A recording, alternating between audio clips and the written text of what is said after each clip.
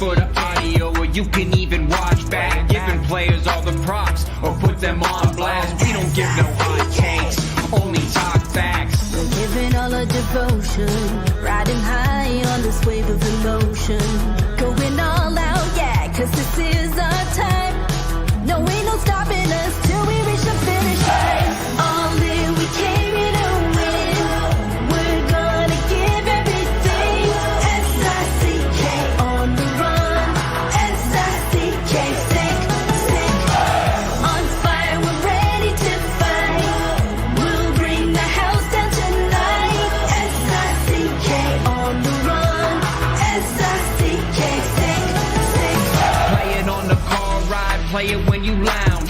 X and O, you know that we can hold it down. Shout out to my man Sammy, got it off the ground. And to all the listeners tuned in right now, got debates, analysis, and speculation. This is sports talk for the new generation. You know where to find us, got a reputation. Sick podcast, your #1 sports destination. Giving all our devotion, riding high on this wave of emotion. Going all out, yeah, cause this is our time. No, ain't no stopping us till we reach the finish line. All in, we came here to win. We're gonna give everything. S-I-C-K, on the run. S-I-C-K, sick. On fire, we're ready to fight. We'll bring the house down tonight. S-I-C-K, on the run. S-I-C-K, sick. S-I-C-K, it's the sickest podcast. Tune in for the audio, or you can even watch back. Giving players all the props, or put them on blast. We don't give no hot takes, only talk back. S-I-C-K, S-I-C-K, S-I-C-K, S-I-C-K, S-I-C-K, S-I-C-K. All in, we came here to win. We're gonna give everything. S-I-C-K, on the run. S-I-C-K, sick. S-I-C-K, it's the sickest podcast. Tune in for the audio, or you can even watch back. Giving players all the props, or put them on blast. We don't give no hot takes, only talk facts. We're giving all our devotion, riding high on this wave of emotion. Going all out, yeah, cause this is our time. No, ain't no stopping us till we reach the finish line. All in, we came here to win. We're gonna give everything. S-I-C-K, on the run. S-I-C-K, sick. On fire, we're ready to fight. We'll bring the house down tonight. S-I-C-K, on the run. S-I-C-K, sick. Play it on the car ride, play it when you lounge. X and O, you know that we can hold it down. Shout out to my man Sammy, got it off the ground. And to all the listeners tuned in right now, got debates, analysis, and speculation. This is sports talk for the new generation. You know where to find us, got a reputation. Sick podcast, your #1 sports destination. Giving all our devotion, riding high on this wave of emotion. Going all out, yeah, cause this is our time. No, ain't no stopping us till we reach the finish line. All in, we came here to win. We're gonna give everything. S-I-C-K, on the run. S-I-C-K, sick. On fire, we're ready to fight. We'll bring the house down tonight. S-I-C-K, on the run. S-I-C-K, sick. S-I-C-K, it's the sickest podcast. Tune in for the audio, or you can even watch back. Giving players all the props, or put them on blast. We don't give no hot takes, only talk back. S-I-C-K, S-I-C-K, S-I-C-K, S-I-C-K, S-I-C-K. Turn up your volume. Because you're about to listen to The Sick Podcast. With Tony Marinaro. 55 seconds left in the penalty, a minute and 27 seconds left in regulation time. Boston 4, Montreal 3. Lafleur coming out rather gingerly on the right side. He gives it into Lemaire, back to Lafleur. Oh! The sickest Montreal Canadiens podcast. You're in the spot! Sports entertainment like no other. Rejoint, on lui fait perdre la rondelle, une passe devant. Et c'est le dégagement, et ce sera la victoire des Canadiens. Coupe Stanley pour les Canadiens, leur 23e de l'histoire. You found the dogs! John, you found the dogs! He found the dogs! And all together, they worked a young team to the top. And now, a 24th Stanley Cup banner will hang from the rafters of the famous Forum in Montreal. The Canadiens win the Stanley Cup! Brought to you by Energy Transportation Group. Driven to be different. La Vida.tv. Embrace your true nature. And Playground, your premier gaming destination. It's gonna be sick. Marinaro on this Tuesday, January 16. How is everyone doing tonight? It is the Sick Podcast, and of course, it's brought to you in part by Energy Transportation Group, a leading full-service logistics provider serving all of North America, driven to be different. Also brought to you by these guys right over here, La Vida.tv, brewed in Quebec.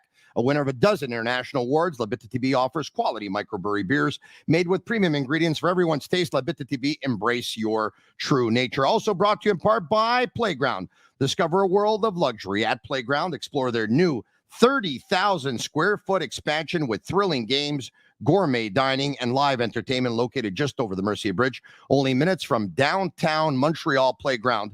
Playground, experience the strip without the trip. All right, okay. So it was yesterday when Montreal Canadiens general manager Kent Hughes met with members of the media, of course, which is a tradition of sorts because the general manager always meets with members of the media at the midway point of the season to discuss, the first half of the season, to talk about individual performances, what's up with his team, what he sees, and of course, he's asked all the questions. Tonight is a special show because I think it's one of the most important parts of the season. The general manager of the Montreal Canadiens doesn't speak every day. He'll speak the day of the golf tournament. He'll speak at one point during training camp. He'll speak at one point, maybe a quarter of the season in, halfway point, 3/4 of the season in, week, probably a day before trade deadline or the week of trade deadline, the day of trade deadline day, and then, of course, at the end of the season, and then again at the draft. Probably talks about, 8, 9, 10 times a year. So when the general manager does talk, it's important because there's some things that we probably already knew, but there's some things that we learned. So tonight's a special show for me because I wanted to bring in someone who's worked in the National Hockey League at every level, whether it was a head coach, whether it was an assistant coach, whether it was an assistant GM, whether it was in player development, whether it was in scouting. And I found my guy. So we got a real hot guest, and I'm going to do this for Agnello and Sammy at Master Control. I'm going to light the studio on fire. Almost, anyway. Not really. Okay. There we go. I almost blew up the machines there. Let's bring him in. None other than Pierre McGuire. Oh, Tony, you too. That was good. How are you? I'm good. I'm really good. That was very nice of you. Thank you. You're very welcome. And of course, for those who don't know by now, if you've been hiding under a rock or living under a rock, but Pierre is, of course, co-host on the Sick Media Network, the Sick Podcast Eye Test, along with Jimmy Murphy. They've had some truly amazing guests so far. Scotty Bowman was one, Kent Hughes was another, and a long list of others. And I know earlier today, they actually talked about a possible trade scenario for the Canadiens because a lot of members of the Montreal Canadiens fan base are clamoring for one very young, talented player who plays in Anaheim. We're going to get to that a little bit later, and we're going to get Pierre's thoughts on that. But Pierre, you know what? Let's jump right into it. Kent Hughes yesterday meets with members of the media, and the first question he's asked is about his two young guns, his two most important players, or two of his three most important players, depending on which way you look at it, maybe even two of four. But the most popular ones, Suzuki and Caulfield. This is what he had to say about Nick Suzuki. Prenons à la fois. Je pense qu'on voit une progression de Nick dans son jeu complet. probablement plus défensivement. Je sais que les points sont encore là, offensivement aussi, mais on voit que il continue à devenir un joueur de 200 pieds de la glace. Alors, je suis très content de sa progression. All right, there you have it. Kent Hughes, who says, all right, let's start with Nick Suzuki. I'm seeing a progression in terms of his 200-foot play, so I'm very happy in that regard. Pierre, I've seen some stats over the last couple of weeks. Here in Montreal, there still is an ongoing debate for some whether Nick Suzuki is elite or isn't, because, of course, he's still young in his career. He hasn't hit the point per game mark yet, and a lot of people view elite as hitting the point per game mark. But there's some categories where he's pretty elite. Sports Logic came out with some stats a couple of weeks ago. In terms of forwards in the National Hockey League who maintain the puck in the offensive zone longer than the rest, I believe Nick Suzuki ranks 13th in the National Hockey League. Based on other stats that were put out there by Dominic Lasician of The Athletic, who had certain criteria, you have to play at least 16 minutes per game. You have to play versus top two-line players. You have to play a minimum of 15% of your team's penalty kill. He actually had he made a case that Nick Suzuki could be first right now in the running for the Frank Selke Trophy. Yeah. Saw the assist last night to Slavkovsky. I saw the assist the other night to Caulfield. Pierre, there's a lot of facets of Suzuki's game that are elite. Absolutely. Excuse me. He's just starting to find his way, honestly. And what people need to remember, there are two key players of the Montreal Canadiens that aren't there right now, Alex Newhook and Kirby Dach. And because those two players aren't there, the matchups, especially against a team like Montreal that's a little bit offensively challenged, after you take away Caulfield and you take away Slavkovsky and you take away Suzuki, other teams game plan to stop three players. They don't game plan, Tony, to stop, six. They game plan to stop three. So anything you're getting from Nick offensively is a huge bonus, number one. And I agree with you, by the way.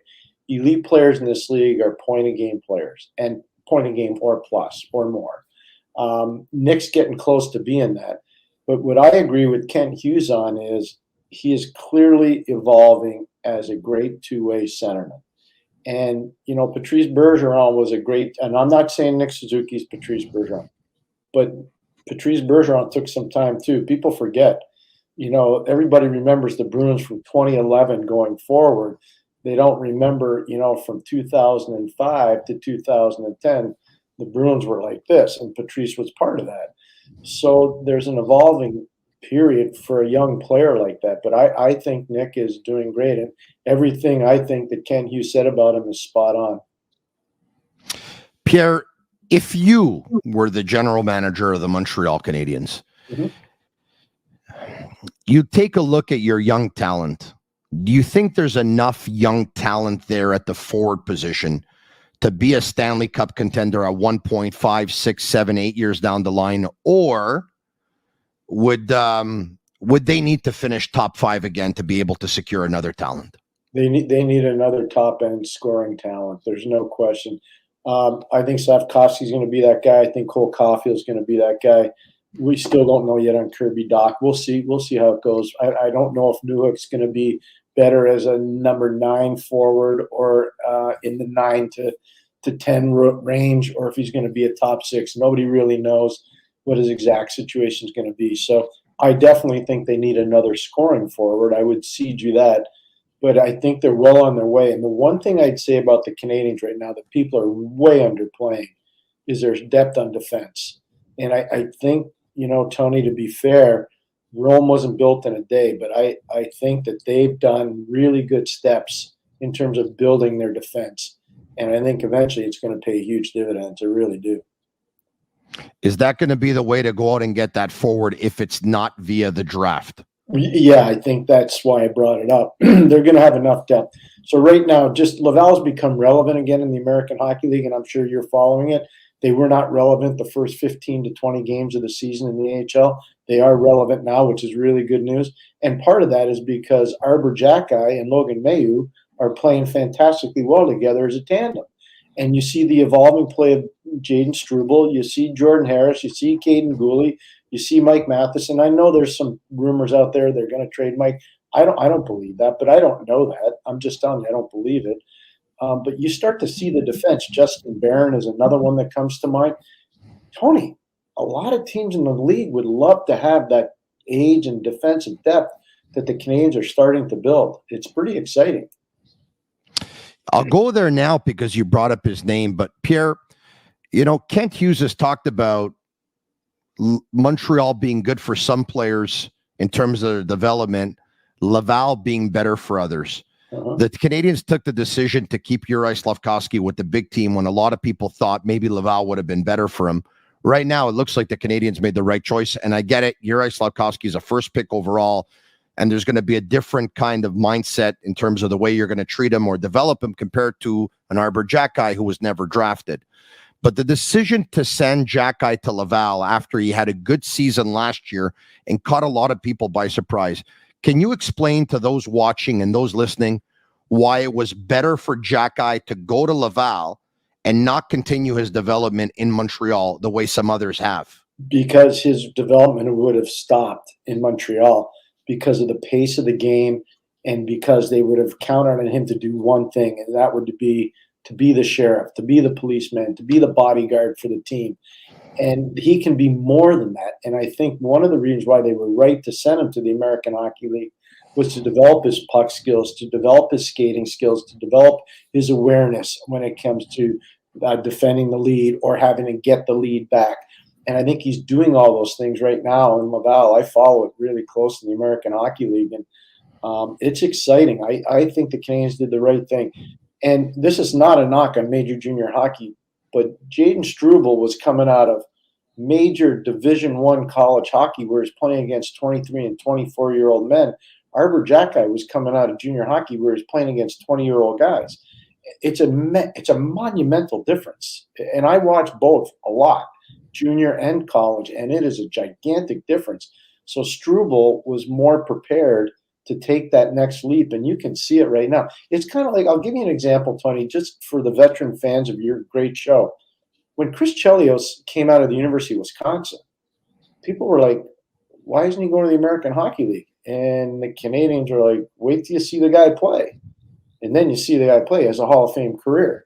So it's just, some guys just need a little bit longer, especially when they're playing against younger players coming in. You talk about Slafkovsky. I spent a ton of time in Finland. I saw Marty Lapointe there a lot, the Canadians' chief amateur scout in Turku, which is a drive from Helsinki to the west.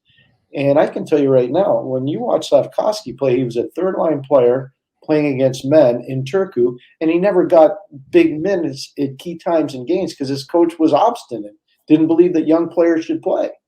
So now you get him over here and you put him in against men. He's physically able to do it. And all of a sudden, you're starting to say, this guy's really good.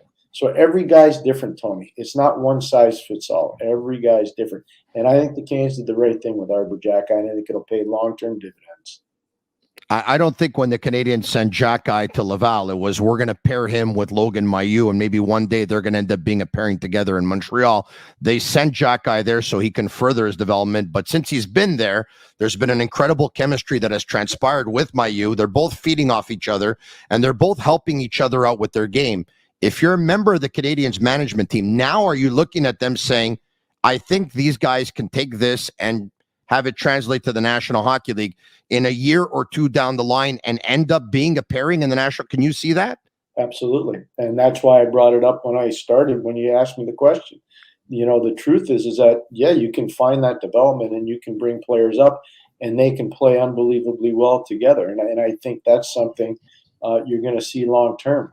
The Canadians, by the way, it's before your time and maybe before mine, but they used to spend – guys never made it to the Montreal Canadiens unless they went to Halifax and played for the Montreal Voyageurs. Larry Robinson went there. Doug Riseborough went there. I mean, lots of guys went there, and they learned how to play. Lou Lamoriello, there are only two players that I could think of with the New Jersey Devils over his time running the Devils that ever made it straight into the National Hockey League after they were drafted. One was Scotty Niedermayer in the Hockey Hall of Fame, and the other one, Scott Gomez. Marty Brodeur went to Utica. He played in the American Hockey League. Billy Guerin was a 5th overall pick. He played in the American Hockey League. So Going down in the American League is not a punishment. I think it's actually a benefit for a lot of players. I really do. For a long time, the Detroit Red Wings down with Grand Rapids almost had like a rule of thumb that their players had to spend a good 3 years in the American Hockey League or about 250 games before being recalled. And then once they did, they had basically a program where they had veteran players mentor some of those young players coming in, right? 100%. And they used to call it a simple formula, overripe compared to underdeveloped. And they did that with a lot of players, 100% correct.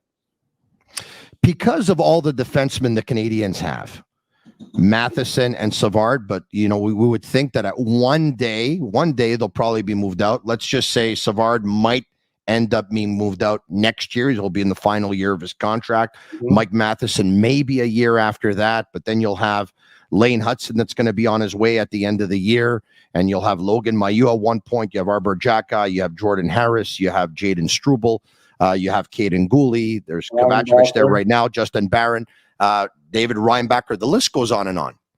Because of so many defensemen, and Kent Hughes calls it a good problem. Mm-hmm. Can you at all see, and I know you've seen examples of this before, so it's probably not the craziest idea in the world, can you see Arbor Xhekaj being converted to a winger?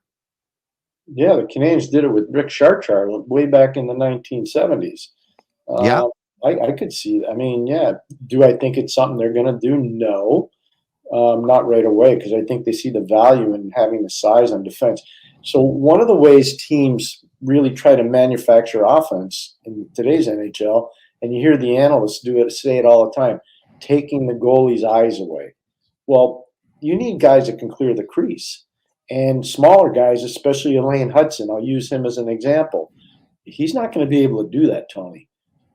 Bigger people will be able to do that. It's not going to be easy for Caden Gooley, who's a really strong kid, to clear the crease. But a player like Arbor Xhekaj or a player like Logan Mailloux, those guys can clear the crease. And there's something to that I don't think can be quantified with stats.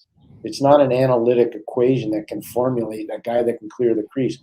And so I see him having more value as a defenseman and more value as being a defenseman that is not just counted on to be a thug, is counted on to be a crease clearer, a penalty killer, a guy that can defend the lead late in the game. And if you need to stabilize things physically, he can do that too. So I guess for Lane Hudson, when he ends up making the jump to the National Hockey League, the plan is either going to be to have a right-handed defenseman who can clear that crease, or to have a player complement them. And the strategy is going to be to try and hold possession of the puck as much as possible, so they won't have to clear the crease. Well, yes, and so I see Lane play a lot, and I saw him play last week. He had a little bit of a World Junior hangover, obviously winning a gold medal, but the creative brilliance of his offensive game is stunning. It really is. So I haven't seen a lot of players that I could say, oh, yeah, he reminds me of him. He reminds me of him. Lane Hudson reminds me of Adam Fox. When Adam Fox was at Harvard, I used to go watch them practice all the time. I used to go watch them play a ton. My son still plays against Harvard a ton. And so I know Adam Fox's game unbelievably well. And the similarity is Adam Fox to Lane Hudson. Obviously one plays on the left side, one plays on the right side. But I would just tell you, offensively, their ability to process the game is amazingly similar. Pierre, Kent Hughes yesterday was asked about the fact that the Canadians haven't had a point-per-game player in a longest time. The last time they did, I believe, was Alex Kovalev. He had one season of 84 points under Guy Carbonneau, and probably before that, and I could be wrong by saying this, but it was probably Turgeon Danfous back then. I would say Turgeon. Yeah. Okay. So, and then Kent Hughes said Patrice Bergeron never had 82 points either. And then members of the media said, yeah, but some of his line mates did. And Kent Hughes said, yeah, but part of that was probably a big reason why was probably Patrice Bergeron. If the Canadians don't have a player going forward that's going to produce 90 points, 95 points, 100 points, and they have to rely on a committee, your school of thought on having players who put up a ton of points compared to teams that try and do it by committee. Is there one strategy that you like more than the other, and can both win? I think it's really hard in this NHL to win with just the offensive players. Edmonton and Toronto are Exhibit A and Exhibit B. You can't outscore your problems in the playoffs. We'll see if it works this year. It hasn't worked to date.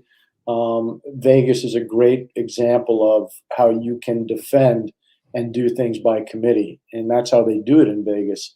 I mean, I know Jack Eichel is there now, but a lot of people don't realize that Chandler Stevenson is a huge driving force for that team, and he's not a point-of-game player. Jonathan Marchessault is a really good player, but he's not a point-of-game player, and he was an undrafted player coming out of junior. So, you look at the Vegas model and you say, that model works. You look at the Tampa model and everybody says, Kucherov, Stamkos, Braden Point. What they don't tell you is Barclay Goodrow, Yanni Gord, Blake Coleman, Alex Killorn. They don't talk about, Pierre-Edouard Bellemare. They don't talk about the size and defense with Chernak, with McDonough, with Sergachev, with Hedman. So the Tampa model, the Vegas model, that's the model that I think is better. And, you see it in Tampa. They did it by committee, even though they had the superstars. And you see Vegas, it's the same thing, the big bodies in defense. St. Louis is another example. They did it by committee. It's way more reliable. It's way more reliable. Especially since if you're banking on the offensive star like the McDavid or the Matthews, especially the McDavid, if he gets hurt, you're in trouble. You're so smart, my friend. So, Tony, I was talking to my partner on our podcast today, and I did this thing for him, and he's like, never thought of it that way. So if you look at the goal differential in the Atlantic Division, just the top three teams, Boston's number 1, they're plus 30. Florida's number 2, they're plus 25. Toronto's number 3, I think they're plus 14. Again, just going off the top of my head. So think about this. If you were to take 5 goals away from Austin Matthews, who's got 33, and 5 goals away from Nylander, who's got, I think, 22 or 23, and then you took 5 goals away, let's say, from Mitchell Marner, do you know where that would put the Toronto Maple Leafs, goal differential-wise? Out of the playoffs. Out of the playoffs. So to your point, if you lose one player on the all-offense type situation, like let's just say Austin Matthews, you take his 33 goals out, where do you think they are? They might be a lottery team because they don't have the defense and they don't have the goaltending. So it's a really dangerous game if you're not doing it by committee and haven't built up the assets on defense and a goal. It's funny you're saying this because I was taking a look at some stats from Toronto a couple of days ago. Their play without the puck does not reflect very well in terms of stats. It's really porous. And, they need a defensive structure. I mean, I'm no coach by any means, and that's above my pay grade. I'm not qualified for that.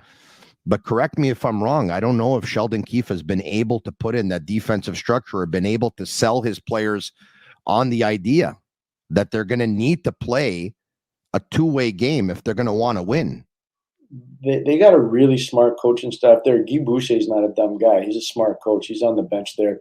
Dean Chenault is a really good hockey coach. I'm telling you, he runs their defense. They've got some good people there. I think they've worked hard. I love what you just said. I think they've worked hard to implement a defensive strategy. I don't think they have the assets, the horsepower to get that done with the schematic they're trying to implement. So it's hard. They've spent their collateral on trying to get forwards. It's really apparent.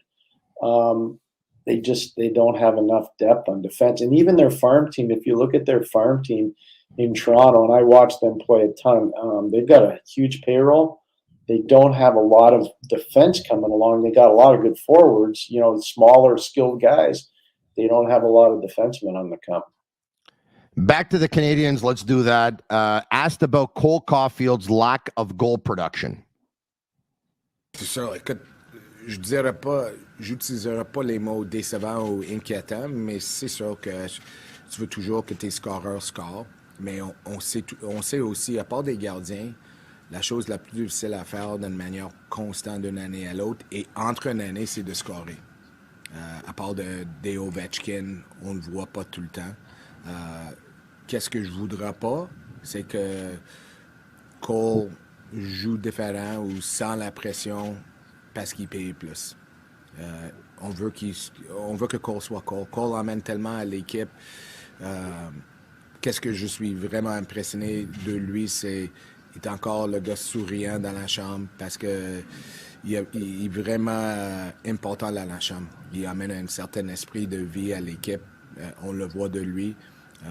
Puis quand c'est ce style de personne dans la chambre, puis il score pas, puis il commence à retirer, puis pas content, on le voit pas du tout de Cole.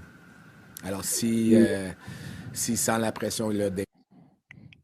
All right, the screen kind of went black for a second there, but we heard what Kent Hughes had to say. It's a great soundbite. Yeah, he says, look, consistency is hard to find in the National Hockey League, especially when it comes to goal scoring. And he says, I know Ovechkin has done it for a very, very long time, but it's normal that you can have seasons of ups and downs.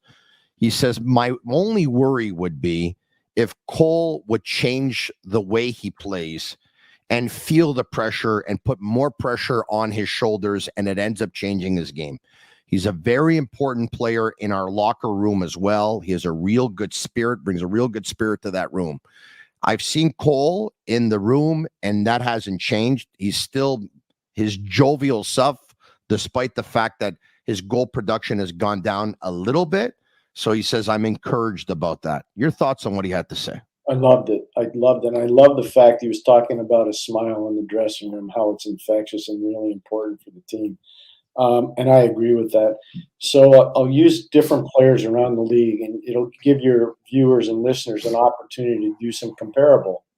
You know, he talked about Ovechkin, a right-hand shot who gets the left side of the ice on the power play, the one-timer. So you look at Steven Stamkos down in Tampa, right-hand shot plays on the left side. You look at David Pastrnak in Boston, right-hand shot plays on the left-hand side of the ice. Cole Caulfield is the same. Now, he would be the smallest of that group. I mean, it's pretty apparent. He's not the biggest guy. But what he has, and it's very similar to Pastrnak, his release is so quick, and it's not going to overwhelm you with velocity. It's going to overwhelm you with quickness, with speed. And I think for Cole, as you get a better and more refined power play, especially once Lane Hudson gets there, it's going to change. You're going to see a different thing. And just like we talked about with Suzuki not being a point-a-game player, Cole can't manufacture his chances by himself, Tony. I think you know that. He needs a center iceman. And he's not the first winger, scoring winger, that couldn't manufacture chances by himself. Usually they need a centerman. They have one in Suzuki, but they need to have more so that all the pressure defensively isn't on that top threesome all the time with Slavkovsky and Suzuki and with Cole Caulfield. So what does Kent Hughes see about Cole Caulfield in terms of, I know a year ago he was on pace. The pace was a 46-goal season right.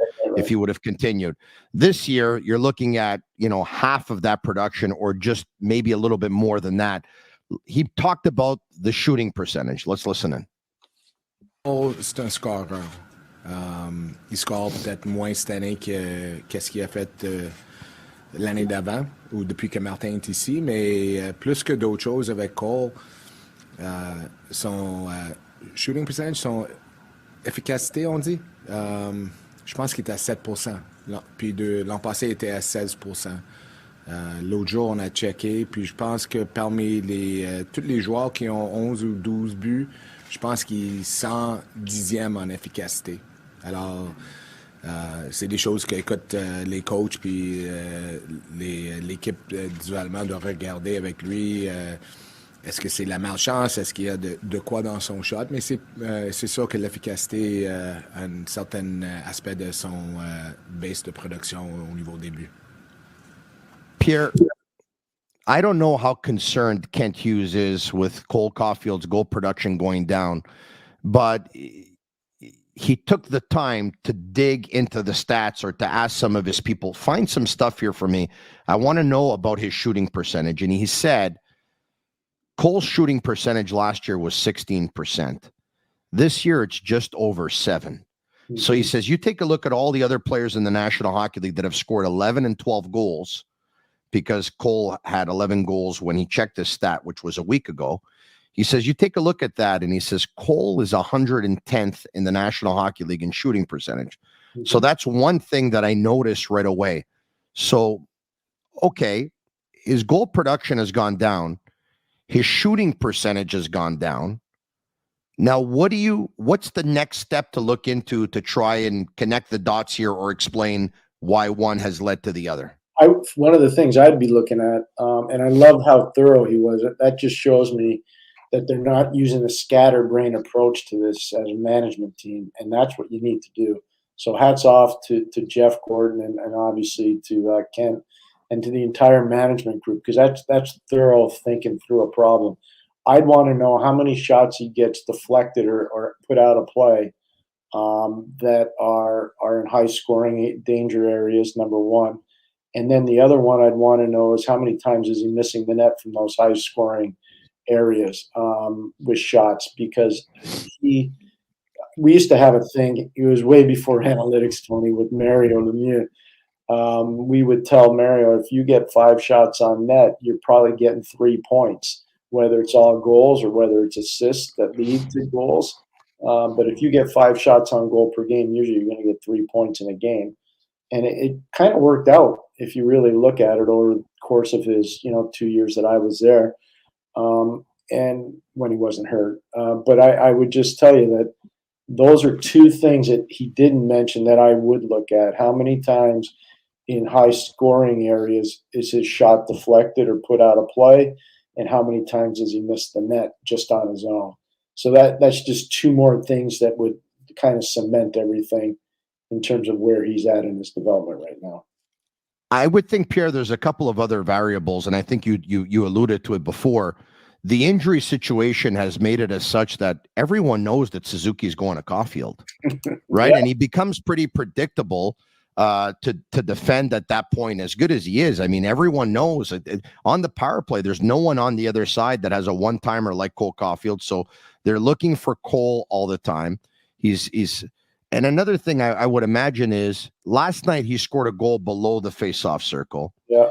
But, when he's getting shots outside the face-off circle or above it, can it be coming off that shoulder injury, Pierre, that he lost just a little bit and it'll take a while for it to reinforce itself or to get back to his full strength, that if he was normally scoring above the face-off circle last year, he might have to do it below this year before he gets back to full strength? 100%. I think there's a lot of merit to that.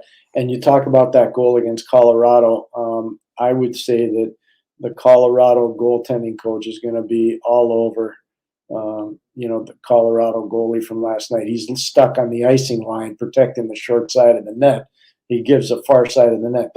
It's a great goal by Caulfield, but it's not an NHL goal for the goalie to give up. I can tell you that right now. And so, again, I would agree with what you just said. I think players that have that kind of injury that are relied on, kind of like a pitcher in baseball that has Tommy John surgery, usually they don't have their heat, for probably 6 to 8 months after surgery, maybe even longer. So it takes a little time for that to get rectified.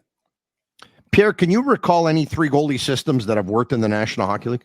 We had one in 91 and 92 in Pittsburgh, but we had a guy that was really good at it, Wendell Young. We had Frank Pietrangelo and Tommy Barrasso and Wendell Young. And then the next year we had Tommy Barrasso, Kenny Reagan, and Wendell Young. And the reason why it worked is Wendell was an amazing teammate, and he didn't complain. And he was really good because Tommy didn't want to practice a lot. So we had 2 goalies for practice. But it's not a perfect formula, and you got to have specific people that can make it work. But to say that it's common practice in the NHL, I would say no. And I would think you won't have it much longer. I got to think the Canadiens are going to be ready to deal with one of their goalies pretty soon. This is what Kent Hughes said regarding the 3 goalie system. S'il y avait un échange qu'on pourrait faire, on le fera. Le plan n'était pas d'avoir 3 gardiens pour la saison au complet. C'est encore pas le plan. Mais je ne peux pas vous dire à 100% aujourd'hui que c'est certain qu'on va faire un échange. Well, Kent Hughes, prior to that, prior to that, Kent Hughes was asked, whose call was this to have 3 goalies here? I mean, if there was ever any doubt, he said, well, it was my call. It's my call to have 3 goalies here. And then he added that, he was convinced that Caden Primo was going to be picked up on waivers, and he didn't want that to happen. So can I just say one thing, Tony? Yeah, I'm sure, of telling course you you right can. now, if he went on waivers, he would have got picked up. I'm telling you right now, Primo would have been. He's right. Pierre, you say that with a lot of certainty. Obviously, you have some information, and maybe obviously a part of that is that you believe in this young goaltender. Some stopped believing in him, and maybe they're starting to believe again after some real good performances this year where he stopped a lot of rubber. What's his ceiling? I don't know that. I saw him play a lot at Northeastern University. I've seen him play in the American Hockey League a lot. I've obviously watched most of his games in the NHL. I don't know what his ceiling is yet. I don't know if he's going to be a significant good backup or he's going to have a chance to be a starter. The one thing I can tell you is that if you look around the league right now, could a team like Colorado use a goalie? They could. Could a team like Carolina use a goalie? They could. Could a team like Los Angeles use another goalie because Phoenix Copley shredded his knee, tore an ACL? The answer is yes, they could. Look at the value, Tony, of what Casey DeSmith has provided Vancouver and Thatcher Demko. And people are saying, well, Thatcher Demko is this elite. He is. He's really elite.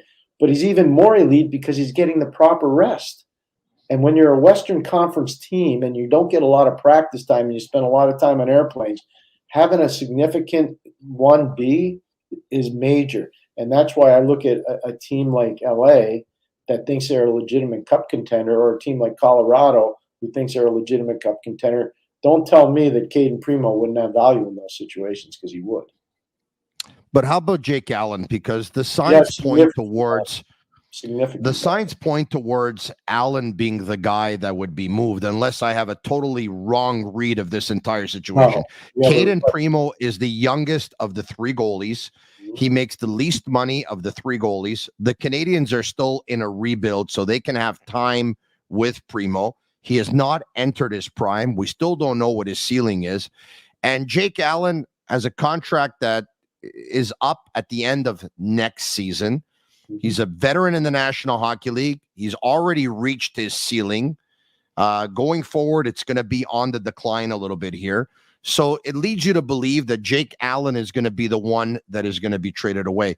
Agreed. I do some television work with Jean-Charles Lajoie on TVA Sport, who yesterday had a sit-down with Kent Hughes, and he asked him about Allen, and he said, to fix your three-goalie system, is it out of the question that you would send Jake Allen to the Laval Rocket?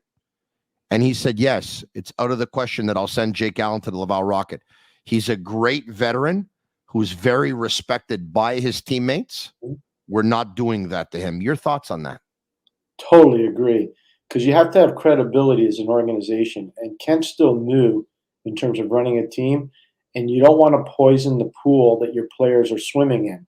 And if the players see a guy like Jake Allen get sent to the minors, they're saying, well, if they could do that to him, what are they going to do to me? And it ruins the morale of the organization.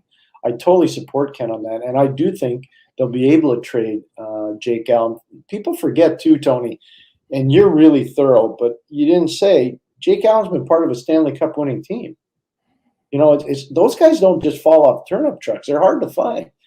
Jake is a phenomenal person. I've known him a long time, since he played for the Montreal Juniors. And so I'm a big fan. I like him a lot. I think he will be the odd man out. I always felt that going into the season. And another thing that we haven't talked about yet, and I know the Canadians are salivating, Tony. I don't know how much your listeners or viewers know about this player, but Fowler. Jacob Fowler is the real deal, Tony. So all these permutations about all these other goalies, whether it's Sam Montembeault, Caden Primo, Jake Allen, I will tell you right now that if Jacob Fowler continues on the path he's on, it's not going to be too long before he's going to be playing in the NHL. And he's got the mental makeup and the athleticism to be a starting goalie in the league and be really good. Really good. Wow. I got it on that. Montembeault has blown me away. When the Canadians and Marc Bergevin picked up Montembeault from the Florida Panthers, and I saw him play his first couple of games, I'm not no goalie expert by any means. As a matter of fact, you ask some people, I'm not an expert at all about anything. But anyway, I didn't think he was an NHL goalie, Pierre. This guy's an American Hockey League goalie. And Montembeault has become, I think, a really good number one goaltender. For whatever reason, they don't want to. Marty St. Louis and Kent Hughes don't go out of their way to say he's a number one goalie. Can you tell me why that is, considering that he got a 3-year contract extension in the last month? Why don't they say he's a number one goalie? Is it to keep him hungry all the time, and or so that if they trade Allen, they're not letting other teams know that Allen is not a number one, or not their number one? I think it's to manage expectation in the city and with the fan base and with the player and with the team. It's a very difficult place to play goal. I think you know that. It's not easy. I remember spending countless hours talking to Jeff Hackett when Jeff was the goalie for the Montreal Canadiens. And he played in Chicago. He played with the New York Islanders. He played with the San Jose Sharks when they were an expansion team. And he told me straight up, best place I ever played, Montreal. Hardest place I ever played, Montreal. The expectation is so high. And it's kind of like being a starting quarterback in the NFL. You know, everybody loves the backup. Nobody loves a starter if they're not playing well. So you got to be really careful. I think that's veteran experience from Marty St. Louis. I really do. I really admire the way they've dealt with this goaltending situation. I think it's really been smart. But it's the first time I can think of in a very long time, Tony, that the Canadians have managed expectation on their goaltender, on their defensemen, and on all their players up front. I think they've done a really good job of that in a very difficult market. Mathias Brunet brought up a real good point yesterday on BPM Sports Radio, where he said, you go back and you think of Jocelyn Thibault.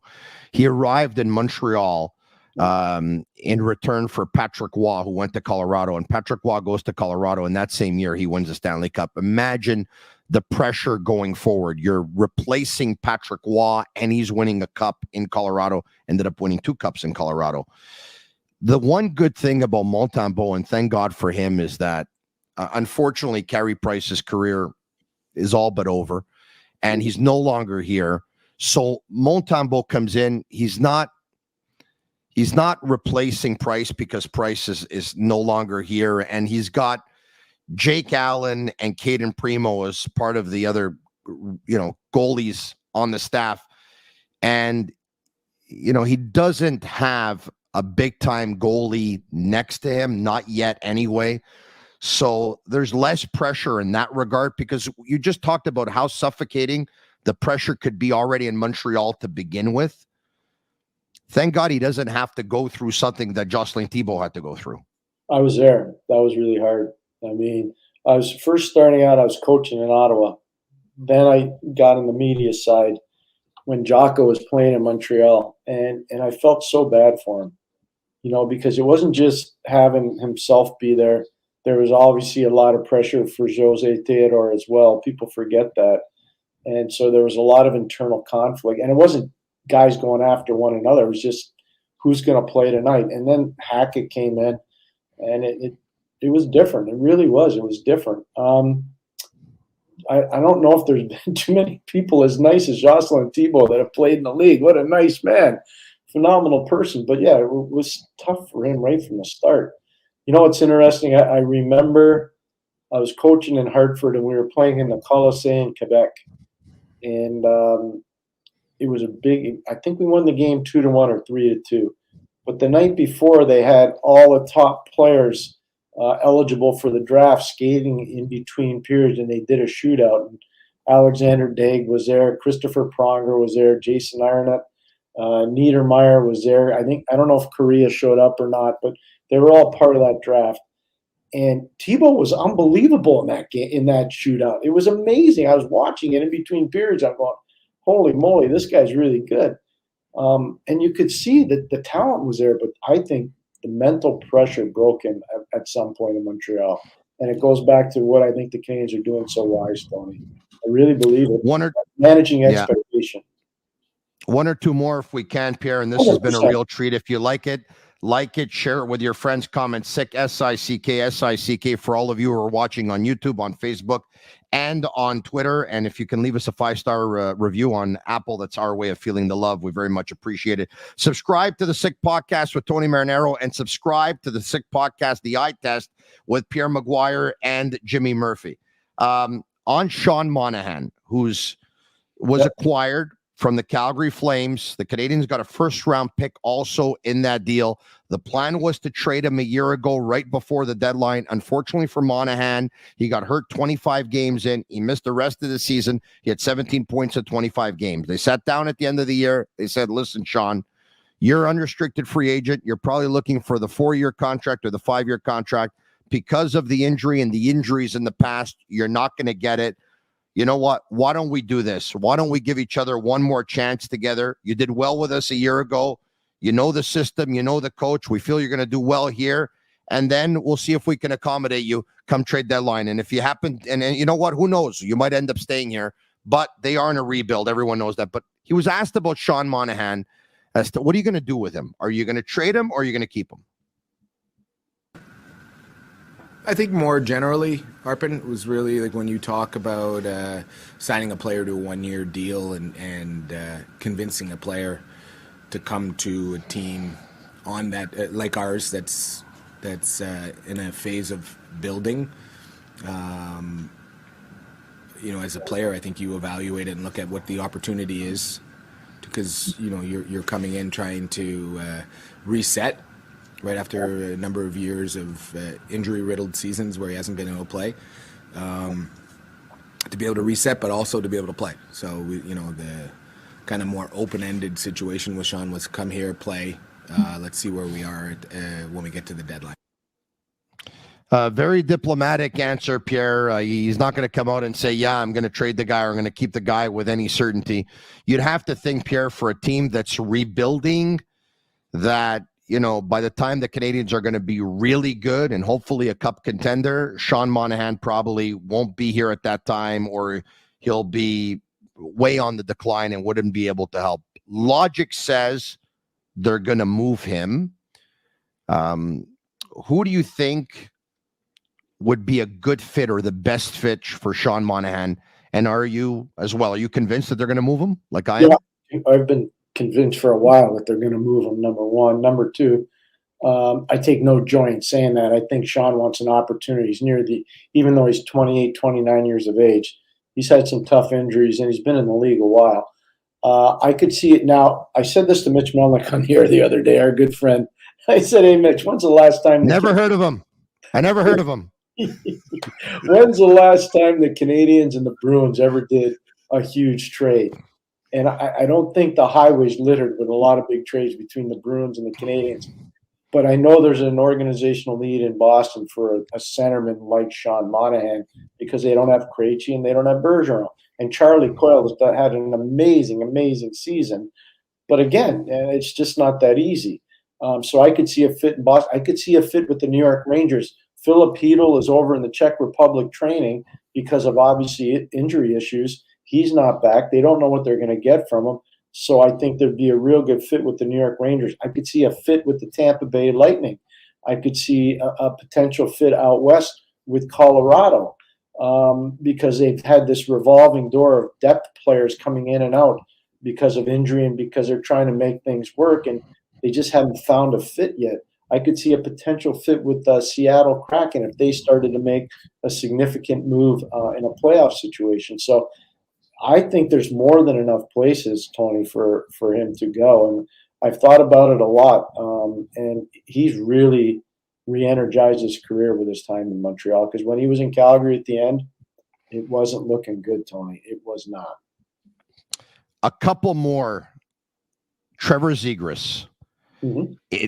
Based on what we're hearing, he's on the block. He's out right now with an injury. But before he got injured, we were hearing that he was a player that could be had. Mm-hmm. He's got a ton of talent. He could be a human highlight reel. He could probably be the most exciting forward the Canadians have had since Kovalev. He could probably be as frustrating as Kovalev was when Kovalev wasn't on. He'll turn 23 in a couple of months. Mm-hmm. He has a history and chemistry with Cole Caulfield. They were part of the U.S. National Development Program at U17 and U18, and we know that they're very good friends. We also know that during this rebuild, there have been some empty seats every now and then, and people in Montreal love forwards who have a beautiful relationship with the puck. Trevor Zegras is one of those guys. Pierre, would you go after this player? So I'm going to quantify everything I tell you by saying I probably know Trevor Zegras' game better than any scout in the National Hockey League because I watched him play for the Mid-Fairfield Rangers back when he was 12 and 13 and 14 years of age. My son was in the same program. It's an amazing program that developed Max Pacioretty, Jonathan Quick, tons and tons of players. Cam Atkinson is another one. Scott Morrow, who was just drafted by the Carolina Hurricanes in the second round. The Rangers, Fortescue, the pick of Fortescue in the second round this year. It's an amazing program. So I've known Trevor Zegras since that time. And his skill level is excessive. It's off the charts. And it's mind-boggling how creative he is offensively. There are times in the game, and you said it best, where he will unbelievably frustrate you. And there are other times in the game where he will lift you out of your seat and you're going to say, I can't believe how good this guy is. The relationship with Caulfield is elite, and it's a well-said thing by you, Tony. I watched them both play significant games with the national team development program, both against college teams and against USHL teams. So, again, I know his body of work amazingly well. I would be interested in the player at their proper price point, but it's not something I would overpay for. No, I would not. But would I be interested in the player? The answer is absolutely yes, I would. I know why he wouldn't be a player that you'd overpay for. I'm probably putting words in your mouth, but you can say he gives you flashes, but he never gives you that complete game. Is that it? That's my read of the player. Like, he can be asleep for an entire game, and then in one shift he can go out and he can score a Michigan and he can wow you. But he has a hard time putting it all together on a consistent basis. And he was on a his production is on pace for about 30 points this year. How concerned are you about that? Yeah, so I've been really spoiled in my career. When I came into the league, I worked with players like Mark Recchi and Kevin Stevens and Rick Tocchet and Brian Trottier and Mario Lemieux and Ron Francis and Joe Mullen. There was never a question whether they were going to show up or not. They were there every day, night in and night out. I was so spoiled to be with those guys. And I remember we had a young player come in, Sean McEachran, who was an elite player at BU, played on a line with Keith Kachuk and Tony Amonte. I mean, it was one of the best lines in the history of college hockey. We came into our team from the Olympics. And Mario said to me, if he doesn't start trying, we're going to have a problem. So I whispered it in Sean's ear, and sure enough, Sean was a huge part of our 92 Cup team. He played tremendously well, and I think he learned a lot from that. I don't think Trevor's ever had to deal with that. You know, I had the privilege, and it was, to coach Pat Verbeek. He played on a line with Jeff Sanderson and Andrew Castles for me in Hartford. Pat is about as intense as anybody I know, and I just don't know if there's a fit with Pat and Zegras in Anaheim just because of the way Pat played the game. He never took a shift off. He never took a practice off.